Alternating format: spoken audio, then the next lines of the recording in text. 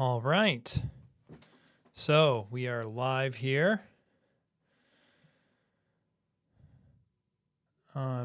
Great to see some comments already queued up here in the chat. Yes, thanks for my first live stream, Frederick Falk. And yes, I am getting close to 50K subscribers, which is exciting. And got some new comments here. Hey, Robert. Nice to see you here. Yeah, so, hey, John, great to see you. Yeah, so sorry I had to cancel last week for my first live stream. Basically, my wife was sick in bed, and I needed to be available to, help with the kids as they needed various things while I was finishing up a very busy day at work. So was not going to work, especially for my first ever live stream where I didn't know how things were going to work technically or what was going to happen here. So yeah, but now we're here. This is it. And I'd like to make this a weekly thing that we do on Friday afternoons, my time, maybe evenings where you are. And that'd be fun to hear also, like if anybody wants to share in the chat, like where they're tuning in from in the world. Hey, Brian, nice to see you here. Hey, Sam, nice to see you here. And yeah, so anyways, talk about maybe some latest news, some things, related to smart home, answer your questions. I have a few ideas of topics queued up, but, if you guys have any questions, leave them down in the chat, but we'll probably get to more questions later. One interesting, and I should apologize. Hey, George, getting some, Shane, nice to see you here too. Thanks for joining. You're coming from Chicago. Tillet Technologies, great to see you there too. So yeah, won't be able to add all these. New Mexico, great. Yes. Hey, George, great to see you after CES. And yeah, so one piece of, I guess, sort of breaking news with 17.4 beta, Apple added something where you can now do SharePlay to a HomePod or an Apple TV, which I think is a pretty cool idea. So we'll see how this actually, works once it actually ships. But I haven't really used SharePlay too much myself. I see it come up on CarPlay, like when my wife and I are driving somewhere. But I don't know, anybody else in the chat, big fans of SharePlay as it is? I think that this will make it more useful to have it on a HomePod or an Apple TV. And got some more people saying where they're from. Hello from Florida, Ignacio. Yes, and thanks, Shane. Yes, no competition. We're all friends, and that was something that was really fun. Being at CES and getting to meet like Shane and George and all kinds of other smart home creators, and Eric from Modern Day Tech. He's here too in the chat. Nice to see you. Yeah, and I just left CES really inspired about making videos here. It's a kind of thing you've had at go to a conference or something, and you meet all these other people in person who are into the same stuff you are, like smart home tech, and it just makes you energized to go back and do some more stuff related to it. But yeah, so anybody else excited about SharePlay coming to HomePod and Apple TV? The one thing that really annoys me about doing the HomePod playback is that when you're playing something back on a HomePod, then, and also with an Apple TV, Apple does this thing where they try and put the remote there right on the screen of your iPhone or your iPad or your Apple Watch. And sometimes, like when we're playing music for our children, off in another room, and I'm not involved with it, then all of a sudden it's showing up on my devices. And I find that kind of annoying. I don't know how Apple could apply any kind of intelligence there to like sort of not show it to me. The most common case is like when I trigger a scene for my when I trigger a scene for like my good night scene for my son, then it's looping Apple Music in the background for him. And then that shows up on my iPhone while I'm doing other stuff as he's asleep. And it's like, I don't want to mistakenly hit the pause button and then maybe wake him up or disturb him because I messed up something with his music when I'm trying to do something on my phone. So, you know, you can turn off some of the personal requests and some of the things to do with the HomePod to try and prevent that, but I just find that never really works too well.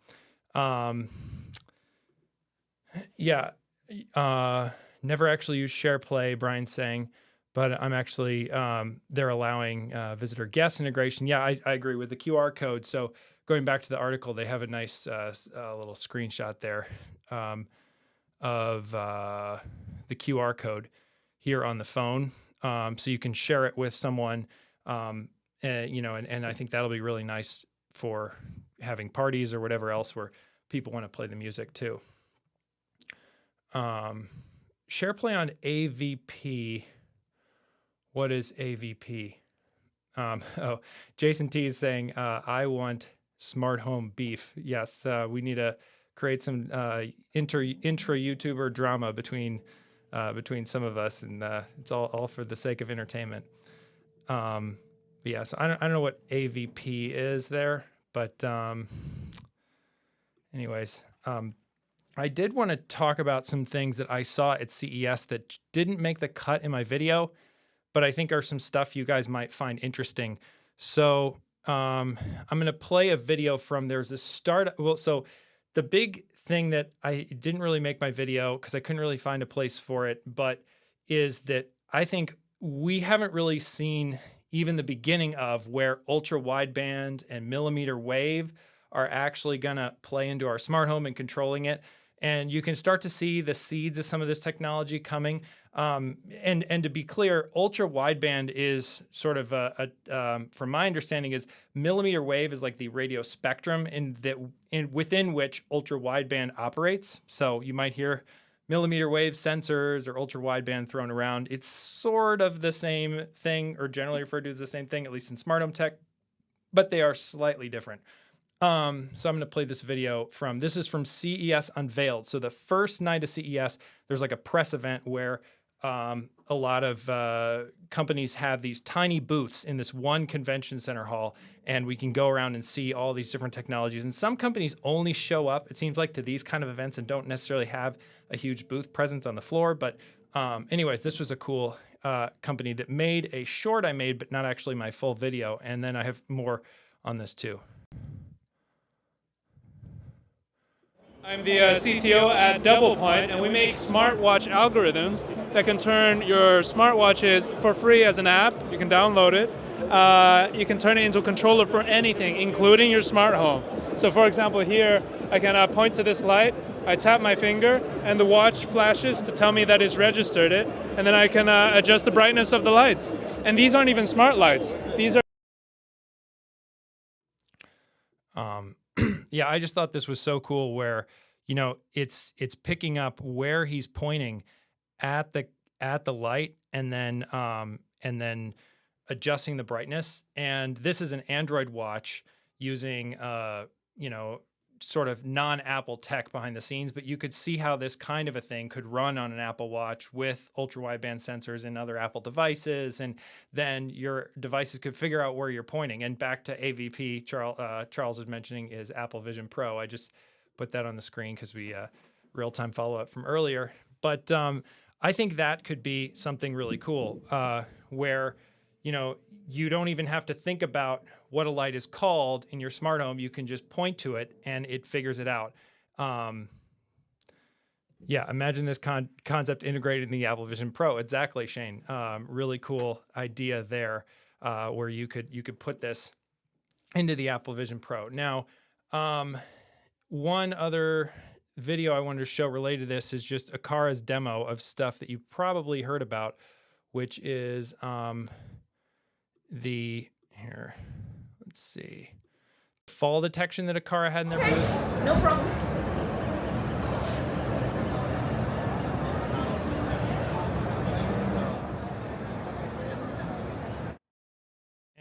And so this was the fall detection where they're just showing that like their millimeter wave sensor can pick up the UFEL and then flash the lights, and then it disables the privacy mode on a G3 camera they have there.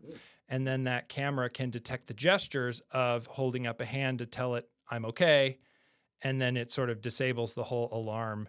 And then you can see the camera going back into privacy mode and the lights come back on. So a cool demo from Aqara. Will this work? Yeah, it's hard to tell. Will this work on my wife, Hugh? So yeah, it's hard to tell exactly, what things will actually be really usable by not only us but people who wouldn't want to say, well, configure your watch and then you calibrate it by pointing it at different areas, and then good luck with that. It'll be hard to say when some of this actually comes, but I think that's one of the things that's fun, is to sort of watch some of this early technology that we don't yet have, and then see where it might take us. Another cool accessory that was at the end of my video, but I would love to get your thoughts on what you guys think of it, because I thought it was really cool, but I hadn't really heard a lot of conversation about it. I saw it in a few other people's videos too, are these FantaChi boxes. So these are boxes that a engineer left Nanoleaf and created this company. It's FantaQi. And they have these really nice even lighting on the top of the boxes. You can buy them in a set of 4 for, I think it's like $200 or $250. And it could be great for showing off sneakers or other collectibles you might have. They're plastic, so it might not integrate with the decor you have. It just depends, but they're sort of white on the outside, which is kind of hard to see in this because we're showing off the lighting with the dim, there's no ambient light around this to show it off. But yeah, it integrates with Nanoleaf APIs, so you can use it in the Nanoleaf app, and you can use it, any kind of other number of places that Nanoleaf integrates with. Obviously, Apple Home being one of them. So I thought this was really cool. I don't know what you guys think of that or see a use case for it, but.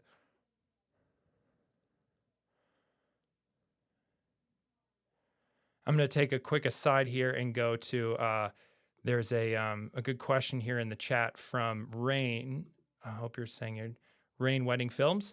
What apps do you want to see on Vision Pro? So this was actually something else I wanted to talk about here, is just like Apple Vision Pro. And I think, there's a lot of people. I was on the fence of whether to buy it myself. And I think there's a lot of people who were like that as well.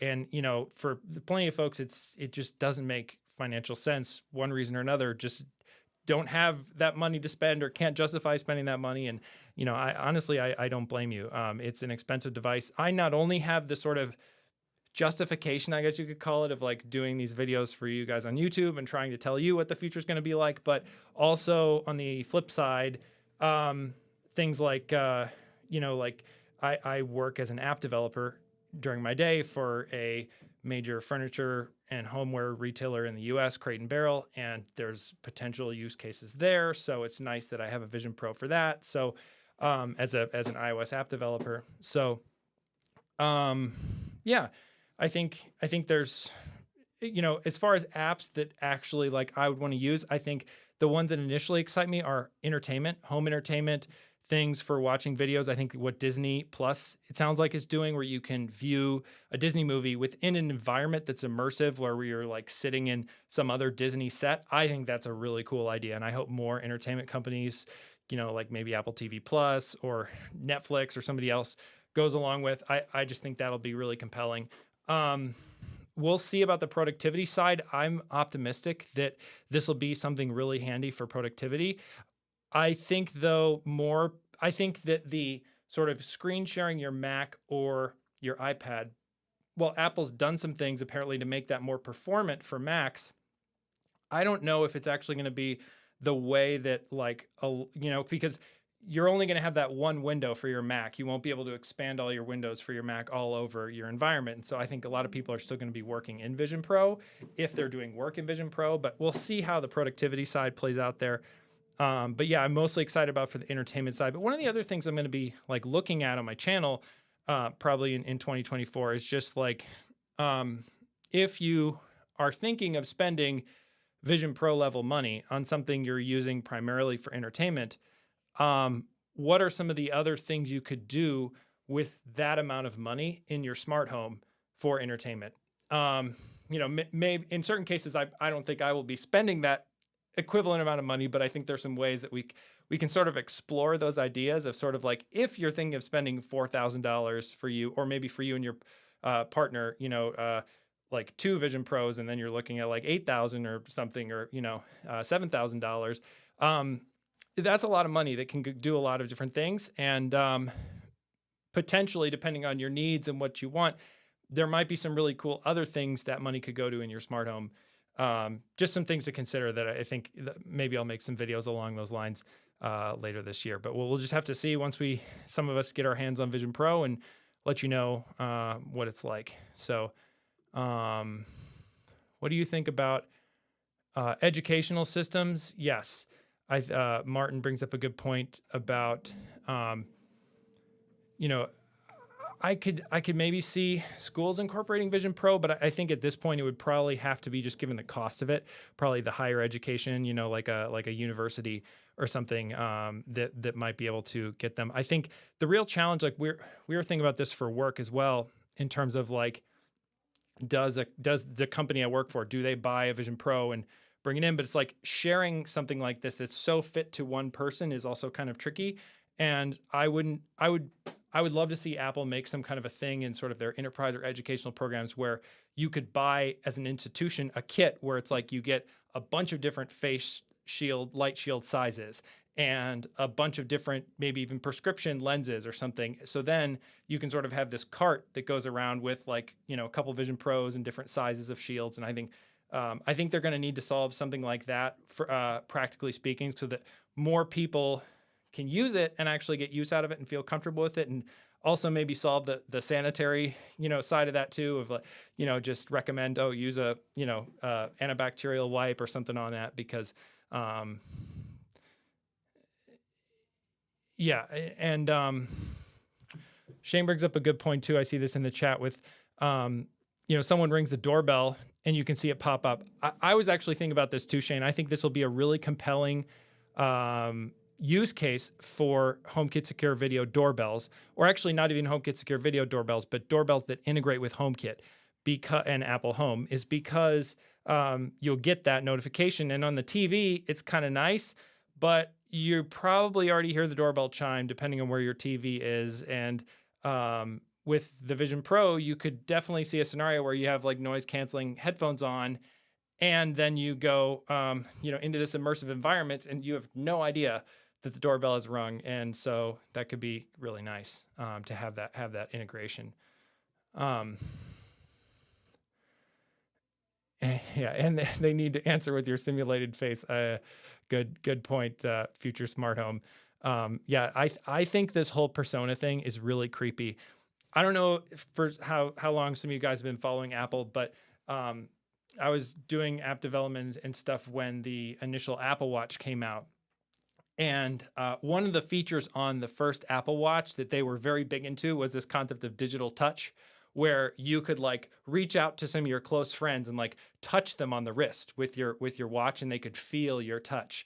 And I just think it was kind of, you could see how it's a creative idea that, design team came up with, as far as like intimate connection between people who can't see each other in person at the moment. But I don't know anybody who's actually used that in any kind of serious capacity. So we'll see. I just have a feeling that this whole persona thing like is going to be distracting, especially because like you might be one of the few people in your sort of friend group or people, if you get a Vision Pro, that has one. And so then if you join a video chat, whether it's for work or just for fun, and you're like this weird deep fake version of yourself, and everybody else is like their normal, camera, then it's just going to look weird and be distracting from what you're trying to talk about, which is not how you look like a deep fake.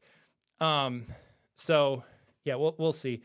Unsure of how it'd work, but, oh yes. So, Chris is mentioning Zwift. yeah, I think some of those like cycling and fitness apps could be really cool, especially, you know, like I have a stationary bike and you could sit there and feel like you're riding across some epic trail. So yeah, I think, oh yeah, you just want to see chalkboard go obsolete from the educational software, Martin. Yeah, I could see that. Thankfully I finished most of my schooling before chalkboard really became super pervasive, but I'm sure as my kids get into school age, I'll be dealing with more of that. But yeah, one other cool thing, it's not really Vision Pro related, but is kind of a cool technology at CES that is something Sony showed off at their event, and I have some video to pull up. And I was thinking of making a short on this, but it just never really came together. But here, let me choose this file. So Sony had this whole thing where they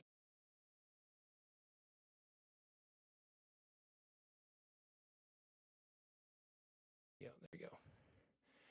Whoops, pulled up the other video now. Here we go. So Sony had this whole thing where they simulated this like wall behind a car of video. And I heard this is how like The Mandalorian was shot. And this is like a relatively common thing in Hollywood. But the cool thing that Sony was showing here, and I'll show a close up of it as well, is that as this camera pans around the car, not only can they just show a movie in the background showing what the scene of the car would be that looked realistic, it's also accounting for the parallax of where the camera is looking at as it goes around the car. And so you could sit in this and get this cool video of you. And it's, you know, it's a big enough screen that you're seeing the reflections on the car of like the scenery and stuff that's supposed to look, you know, natural. And I thought that was really cool. Here's a close up of sort of what that looked like. But so, you know, you see this and just, I'm filming a TV screen of it, so you see some borders around where I'm filming, but it can look pretty natural. And so all of that background was calculated and rendered in real time with some of Sony's sort of scene rendering technology they have for cinemas. So yeah, I not really directly tied into what we talk about with smart home tech, but I just thought it was a really cool technology. And you know, kind of back to Vision Pro, I think there's probably some similar things Apple's been doing around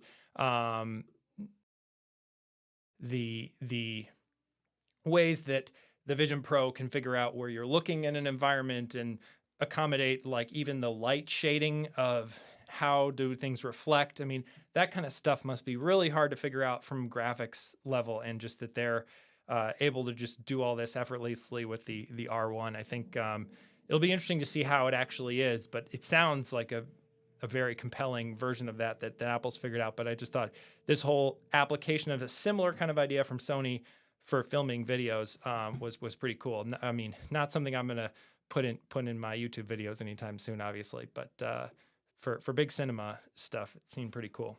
And then yeah, just wanted to see also, I think those are all the different little topics I wanted to go through. Something that's totally overlooked, entertainment side supports for, oh, yes.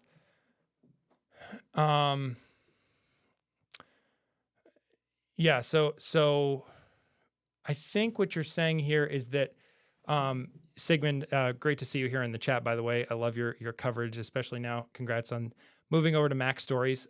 Great stuff over there. So home entertainment, side of supporting multiple frame rates of 24 and 30 frames per second and in 3D. Yeah, so I've been seeing some more projectors, especially these short throw projectors that have more and more of these specs in terms of mixing frame rates. I don't know exactly how they're pulling it off, if it's actually as good as some of the more like ultra high end projectors, you know, like you're saying, that, you know, cost like as much as a house could at $300,000. But yeah, I mean, you can't get 120 frames per second 4K in some of these projectors, but I think, you know, having it match the frame rate so you can get like a true 24 frames per second for a movie is an important thing. And, you know, I think it's something to think about too, is like when you have if you were to take $3,000, $4,000 and like use it to upgrade your home entertainment setup you currently have, instead of getting a Vision Pro, like what does that actually add up to? Could be an interesting thing to think about. Yes, the mountain hiking in Vision Pro, I could see that. I think it's sort of unfortunate for, I think, the world that we didn't have technology like this, like during like previous years, like in 2020. I think it would have been really useful to be able to virtually experience all kinds of different places more. I know there were some early forms of Meta's VR headsets at that point, but yeah, man, it would have been nice to have some of this. And I think as well for accessibility too, just thinking about not everybody can go do these extreme hikes. And actually, there's a really good YouTube channel out there. I don't know if you guys have seen it, Wendover Productions. He does like a lot of like documentaries around different topics, and one of them was talking about all these people exploring the outdoors who aren't really qualified to, and because of the internet, they're able to find these crazy hikes to go on that they aren't cut out for in terms of like outdoor knowledge. And search and rescue is having this huge influx of demand because they have to go rescue all these people who do these hikes they shouldn't do. I could see something like that being, like it'd be really nice to just be able to experience the hike or even train for the hike in something like a VR environment before you actually do it. And maybe that's good enough for a lot of people compared to actually going out there, but still not the real thing. Let's see. Max headroom in your Zoom meetings. Sorry, Tracy. I don't know what that was. I don't know what that was referring to, but let's see. So also, like, if you guys have any questions on Apple Home, either news or things you want to see me talk about on the channel, questions, ideas for videos, love to hear you throw them out there in terms of just what do you want to see me talk about here? What other questions you have for me too that maybe don't really fit in a video, like who am I, what am I doing here, what do I do in my smart home, how did I figure out something or other in my smart home? So I'm going to take a sip of water here.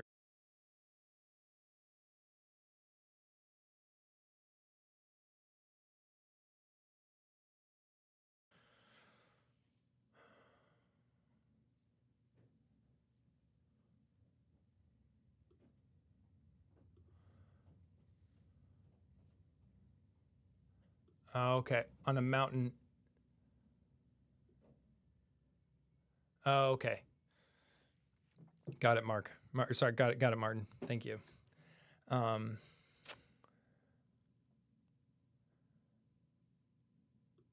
Oh, yes. Thank you, Dustin. It was great to be on your podcast a little while ago now. But yeah, thanks for joining the live stream. Great to see you here. And yeah. Oh man, how long do we have for this question? Oh yeah. And then Brian, I see your question too, Brian. I'll get back to that in just a second. But thoughts on balancing full-time work and YouTube? Well, yeah. So I mean, right now it is what most people would consider as during working hours, where I'm talking to you guys on a Friday afternoon. It depends on the day, but usually since I work remote in a software development role, I do lead a team, so I have more like meetings and communications and stuff than I did like in previous jobs. But generally speaking, it's more about what you contribute in terms of results than it is like clocking in and out at specific hours. So, I show up for pretty traditional working hours. But if there's something like this, especially on a day like a Friday afternoon when things at work generally aren't as busy, then, I can totally block off a little bit of time on my calendar and do something personal like this. And, I make up for it in other time during life to make sure that, obviously, from a financial perspective and has to be then priority perspective, like my job does come first before YouTube. But obviously YouTube at this point is very important to me too. It's something I definitely want to take seriously.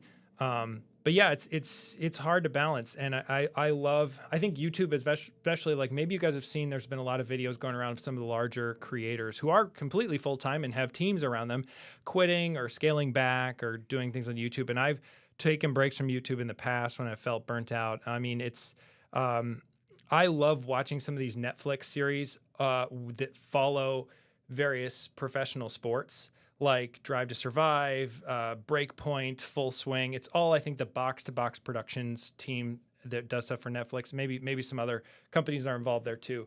But I love those, and there's doing YouTube is not a professional sport, but there's, I think, a lot of commonalities in terms of like you have to do all these different things, and you have to really be passionate about it and be willing to do it with like no potential return for money or anything else for years and years before you really start to see any kind of significant progress in sort of like the business direction of it. But basically, I mean, the only way this works out is that this is what I do in my free time right now. And I love creating things and making things, and that's turned into making YouTube videos and content for you guys. And so thank you for showing up and enabling me to do this. And given that I also have 3 small children at home, and my wife and I, take care of them, and so it's just like it's really like I have like 3 jobs at once. But this job, I try not to make it feel too much like work, and I try to make it be fun, just because otherwise you won't see anything from me if it wasn't fun, because I wouldn't be able to bring myself to do it after a while.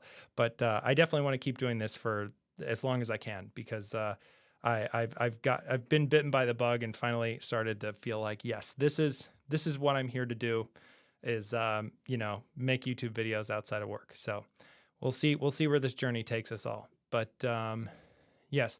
Have you had any issues with location-based automations, Brian? I keep having to reset my iOS location settings to get rid of commonly visited locations in order to get them to work. It's location-based automations are very annoying. One of the things you'll learn if you are an app developer is that doing those location updates where the phone is trying to figure out where are you is very expensive. It has to fire up different radios, and sometimes it can just use Wi-Fi, available Wi-Fi networks around it to figure out, which I think is lower power than, let's say, firing up the GPS radio.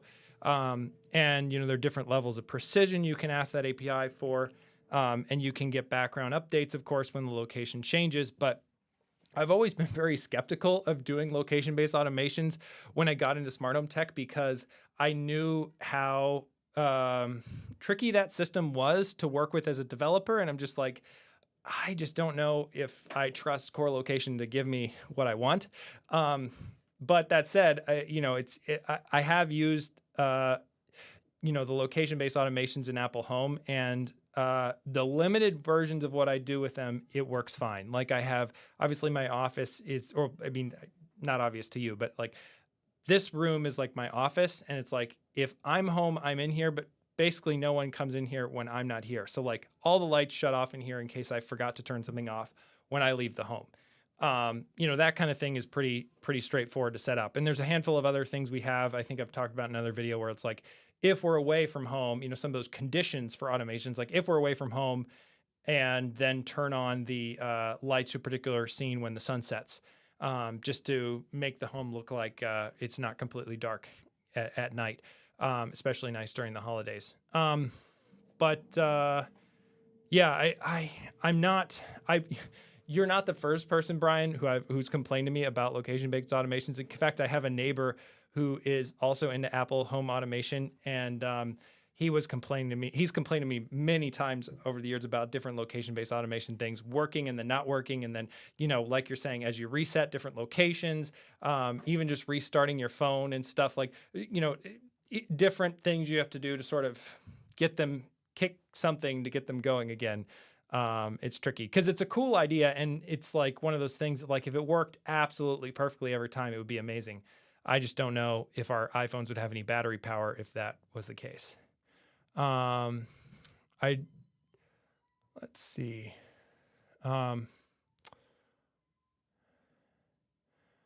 Oh, yes. Did you hear anything about the demise of HomeKit routers at CES? I just returned my newly purchased Linksys after hearing it's over.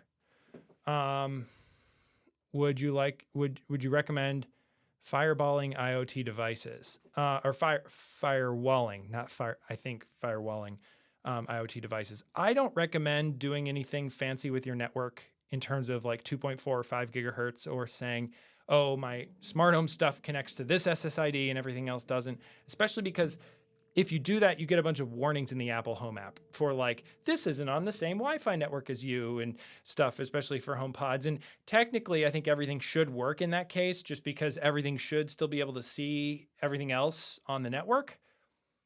But I think if Apple's showing that warning, it's probably not a good sign. And I just don't see a lot of benefit in terms of separating the SSID. I don't think that, sort of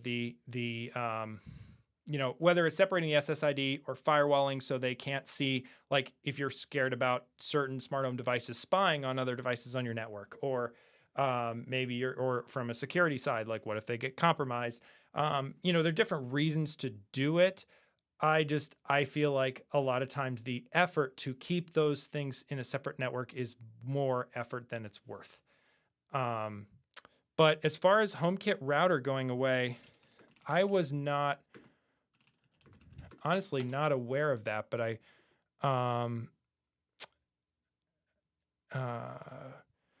haven't heard anything about HomeKit router going away, but yeah, I definitely have to keep my eyes open for that because that's interesting. I mean, if you subscribe to my newsletter, my free email newsletter, which here I'll pull up my shameless self-plug here for my website. If you go to my website, which I actually have some plans to do some more stuff with my website soon, but if I go to my website at the bottom, you can sign up for my free email newsletter that comes out on the last day of the month, where every month I'll explore a different side of how Apple and your smart home are going to change.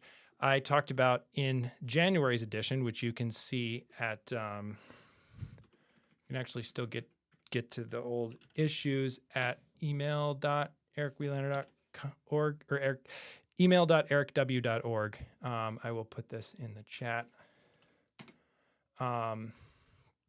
Anyways, actually here, this was just a post I made about how I think Apple needs to get back into smart home networking.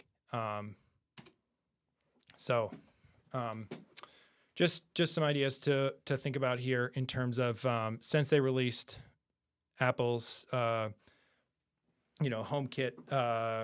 routers was long after they got rid of doing their Airport Express and Airport Extreme and Time Capsule, if you remember those things from back in the day. Some of you might. I think you guys can see this Safari screen share. Hopefully you can.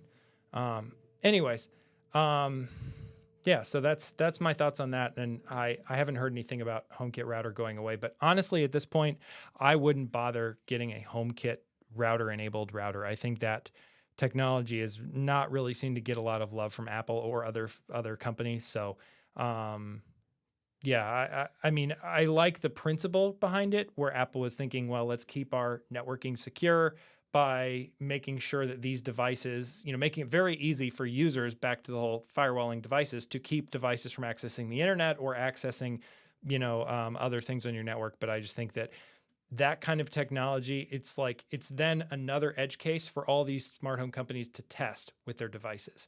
So I've never really been optimistic on that, unless it was something that like every single Apple Home user did just for whatever reason. Then it would be something that all these companies would test more thoroughly, and then it would probably work. But I think a lot of companies aren't counting on, well, what if my device can't see this other thing on your network or stuff? So I don't think all of that's worth the trouble, because I think you're signing yourself up for more troubleshooting and issues than it's worth. But a little bit of a rambling answer there. Oh man, so many different questions in here. I'm not going to get to all of them, but a lot of good ones. So thank you. It's great to see everyone showing up.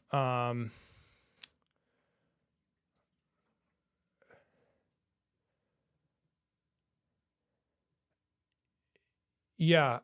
So Chris has an interesting question. And so I talked about in my CES video, making a video more about chips and the chipsets that some of these companies use. But I think this is that video would, if I think I'm going to do it, but it would be like something that will come out in like April or May, because it takes a lot of research and a lot of talking to people and stuff that like I'm excited to do, but I can't just like do it overnight.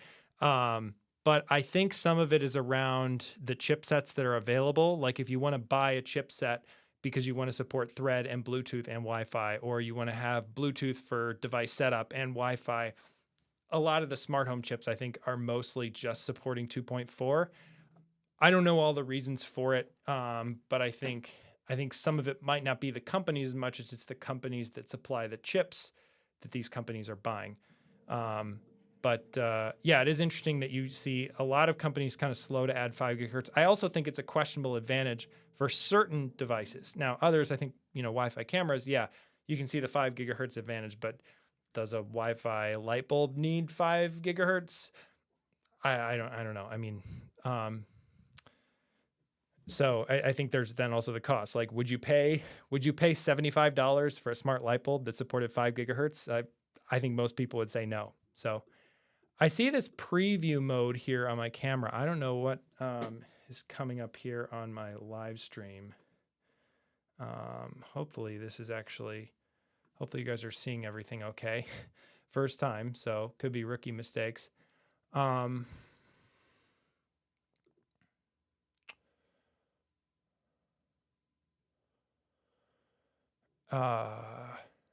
Yeah, some great questions, Blair, on Homebridge. I will be getting to that as a topic later. Probably not today, but thank you for bringing it up. I do think Homebridge in some ways is I'm going to take your question and comment on something that's not directly related to it, but that I want to mention, which is I kind of see Homebridge becoming like the WordPress of smart homes, where it can do everything and it like plugs into everything and it's open source, and there's sort of some more now consumer friendly things with Home Assistant Green. But at the same time, I think there's also a little bit of a learning curve where, just like I think WordPress can be somewhat daunting to get the hang of if you're not used to it. But at the same time, it runs like a huge percentage of the internet. So if you're not familiar, WordPress is an open source content management system to run websites. A lot of blogs that you read, a lot of bigger websites that you read, they run on some version of WordPress. And because it's open source, it's been extended and mutated into all kinds of different versions over the years. I kind of see Home Assistant heading that direction. Maybe that's a good thing. Maybe that's not a good thing. But yeah, I have a Home Assistant Green running in the other room, but I honestly haven't played with it too much. I think the Home Assistant Green is a very cool version of Home Assistant and makes it very easy to get it going. And I'll be talking about that in future videos, but I haven't had enough time to really develop a lot of my opinions on that, which is why you haven't heard me talk about it much. Yeah. Oh, we see your browser window and you are in the corner. Interesting. Okay. Sorry about that. Let's see. So if I do this.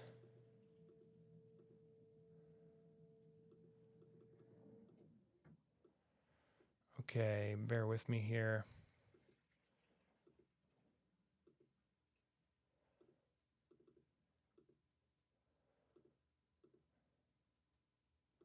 Okay. Now you should be seeing something better than the browser window.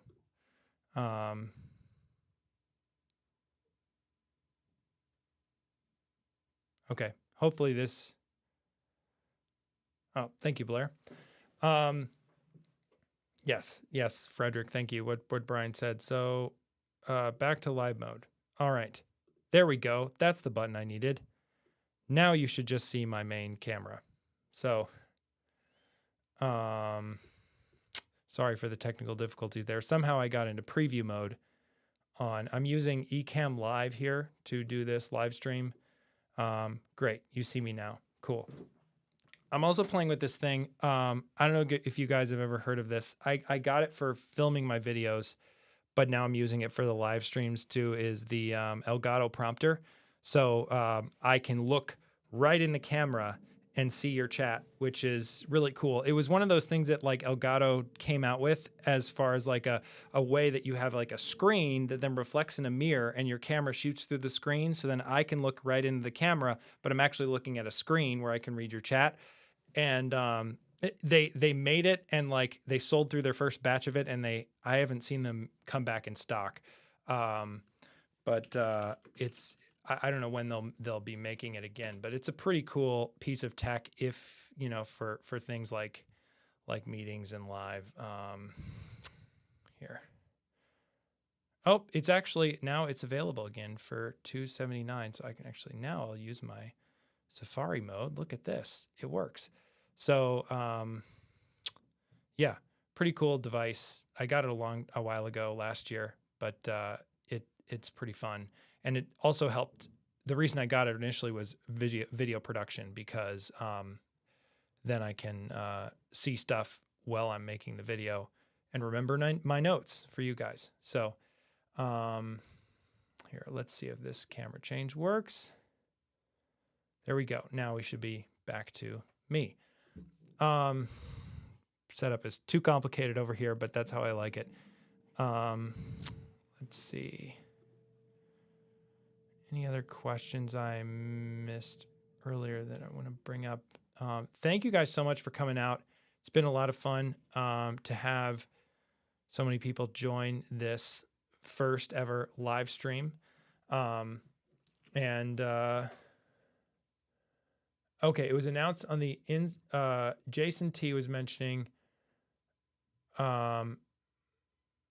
Interesting. Okay, the HomeKit Insider podcast, yes, which is a great podcast. I actually talked to Andrew O'Hara out at CES. It was great to see him there.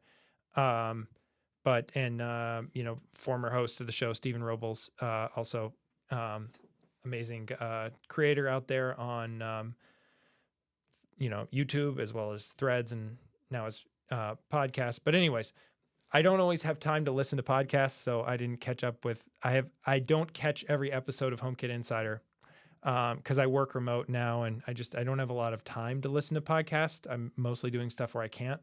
I used to listen to lots of podcasts. Anyways, so that's, I guess, where you're hearing that router vendors can no longer submit for the HomeKit program. So that makes sense. I wouldn't be surprised if Apple isn't quietly shuttering it, because it didn't really seem to get the adoption and interest I think that Apple might have been hoping for. But yeah, whoops. Oh,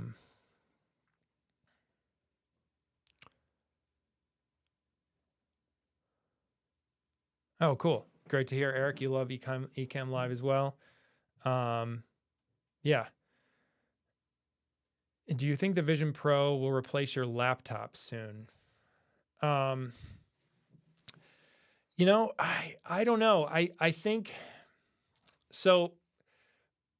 I think it's for certain people, yes. And in certain cases, yes. And could I see a place where there is a trip I go on in the future where I don't, for whatever reason, take my laptop and I just have like my phone and a Vision Pro? Yes, I could totally see that happening.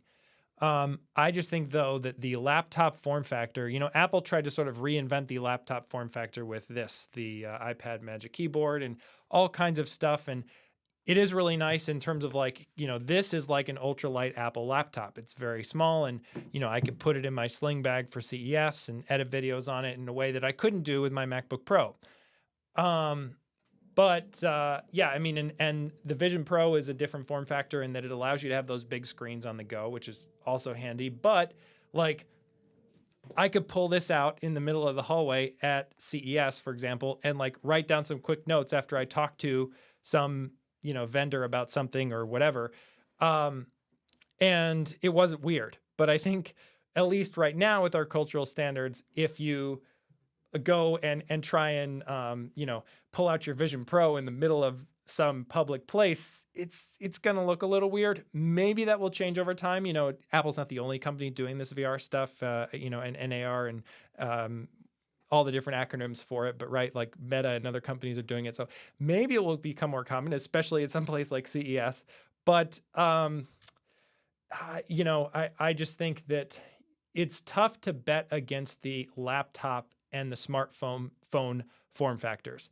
And I think there's a lot of people in tech who want to see both the laptop and the smartphone sort of be iterated away, like that future products will be so much better than those that they'll just go away. But I think the form factors of those two are just so great that I bet my children, when I'm like very old, hopefully one day, will still be using something that looks a lot like a modern day smartphone. Maybe it'll be thinner, maybe it'll have a way better screen and stuff. But I just think the idea of a little rectangle in your pocket that you pull out and you can touch and do things on is just really practical. And same thing with a laptop in terms of like this thing that you open up and you have a keyboard on it and you can type and do things on.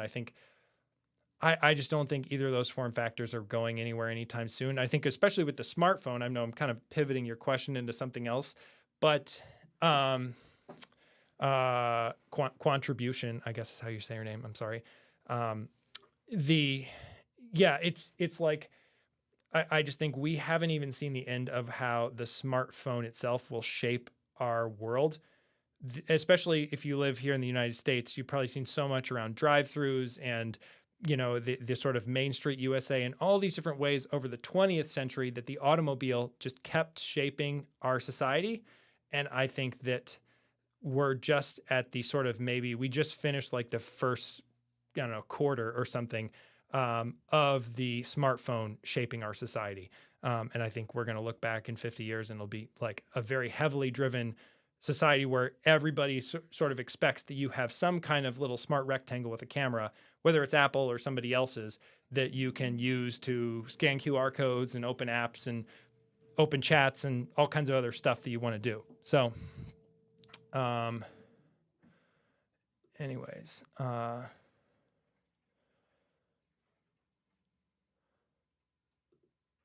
love your content. Thank you. Want to ask two things. What keyboard do you have on your desk? And have you noticed the 1 second lag in starting and stopping music streaming on Apple HomePods and speakers? Yes. And yes. So going in reverse order, the 1 second lag, and I bet there's other folks here in the chat who can probably relate to you in terms of the slight lag you might see on a Apple Music stream. It's one of the things I way prefer about Sonos because, man, Sonos gets it like that. I don't know what they're doing behind the scenes, but you press the pause button in the Sonos app, even on a third-party thing like a Brilliant Display, or you tell Sonos's voice assistant to stop, boom, it stops. And it could be playing to Apple Music. It could be playing to some other music service. But for some reason, HomePods just take a minute to coordinate all of that. I know Sonos has a bunch of patents in that area, and they are happy to litigate those patents. So maybe that comes into some of it, that maybe there's certain things that Apple doesn't want to do there that are, but I know Sonos just lost a big case with that. I'm not a lawyer and I don't follow all this super closely, but I know Sonos did lose a case last year against Google around those patents. So potentially some things are opening up there, but yeah, that's just part of the game of using Apple HomePods. But at the same time, I guess it's just say like people who are not me in my home, especially my wife, she is 9 times more likely to use, I just made that stat up, but like way more likely to use a HomePod Mini or HomePod to play back music than Sonos. She has complete access to both, but the idea of just talking to the HomePod and having it find the music is way more usable to her than having to go into an app on her phone, search for the music, pull it up in the Sonos app and play it back. And, yes, you can AirPlay to Sonos devices, but that I think then still has the same delay in my experience compared to, with HomePods compared to actually using Sonos's main system. And then the keyboards. Yes. So I am currently using a Mode Sonnet. This is like a green case with I think it's their anthracite keycaps. I have 3 or so. One of the things I mentioned in my why I bought a Vision Pro video is that, so I used to work for a large airline based in the Chicago area. And before that, I worked for companies where I'd essentially commute, whether it was when we lived in the Bay Area and I commuted into San Francisco, or then when we lived here and I commuted to somewhere as an office in like the Chicago area, in like Chicago downtown. I always had this like exciting change of scenery in my jobs. And then when I started working remotely in 2019 was the first job I started, basically working from home. I had this problem of just like all of a sudden being in the same place every day just drove me crazy. And for a little while, I tried doing like co-working spaces or going to a coffee shop or things. And now actually my wife and I share one car. So we just have one car in our garage and it saves us money. I don't need to, go to work every day somewhere. So that's a way we can save money that way. And but one of the ways we don't save money, or I don't save money, is I actually have 4 different mechanical keyboards. This is one of them, and I rotate between them. And it's just a way to sort of bring variety into my workday. Is like, if I'm feeling a little bored, I pull out another keyboard and use that. I've kept all of them for a while and haven't I know some people like Chris Lawley, who's an Apple creator on the iPad side. Maybe you've seen, he has like a whole wall in his YouTube studio of like all these mechanical keyboards. I haven't gone that far down the rabbit hole. I'm fine with the setup that I have of these 4 different ones, but this is one of them, the Mode Sonnet. I also have a Newfie Air, which is a really good mechanical keyboard, Newfie Air 75. I will pull it up on the screen. If you are not into mechanical keyboards and you're thinking, it would be kind of nice to get into mechanical keyboards, this is a good one. And then the other 2 I have are Keychron. So I'm going to pull this up on the screen. Here we go. So this is Newfie's website, Nuphy. And I mean, it's an investment. It's not like, no money. $120 is not cheap, but these are really good quality and they're also low profile. So if you're coming from like an Apple Magic Keyboard or something else, they feel more natural to type on than something that's a little bit, whoops, I just hit my keyboard as I'm trying to lift it up to show you. They're a little bit, this lower profile is a little bit easier to hit than something like this Mode Sonnet, which is kind of like a more advanced mechanical keyboard. And I imagine some of you guys out there are into mechanical keyboards too. But yeah, so I haven't talked about it much on my channel because I'm like the smart home guy. And so I just don't think anybody would be interested, but that's the kind of stuff I'd love to bring up on these live streams, is stuff that maybe some of you guys are interested in. Who knows, maybe it'll turn into a video someday if one thing leads to another. But yeah, so that's kind of a little backstory about, I have 4 different keyboards. I rotate between them.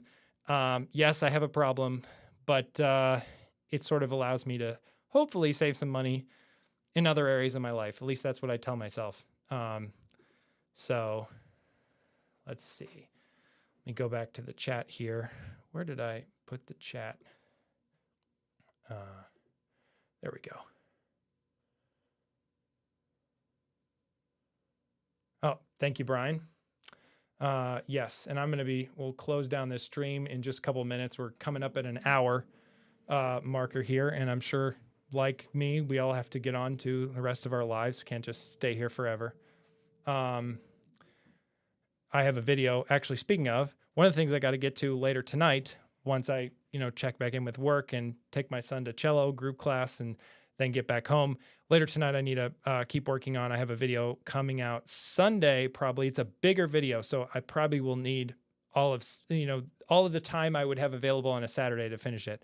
But I have a bigger video coming on Sunday around some exciting topics. So stay tuned for that, and I got to get that done. It's one of the things coming your way soon. Yeah, and no way the Vision Pro replaces the phone. I wasn't implying that anybody said that. I completely agree. And I think some people who equate this to like, just every time Apple makes a new product, they think, oh, is this the next iPhone? It's like, we probably won't see another iPhone in our lifetimes. But you never say never. Yes. Thank you, David. Yes. Yes, exactly. One less car on the road, exactly, for the environment, which is good because our current car is not electric, and even then, you know, still using a car is worse for the environment, probably even if it is electric. Anyways, but thank you, David. Yeah, so great to see everybody. I'm going to go ahead and close down this stream. Thanks so much for showing up, and I hope to see you in the next video or live stream. Yeah, thanks. Have a great one. Bye.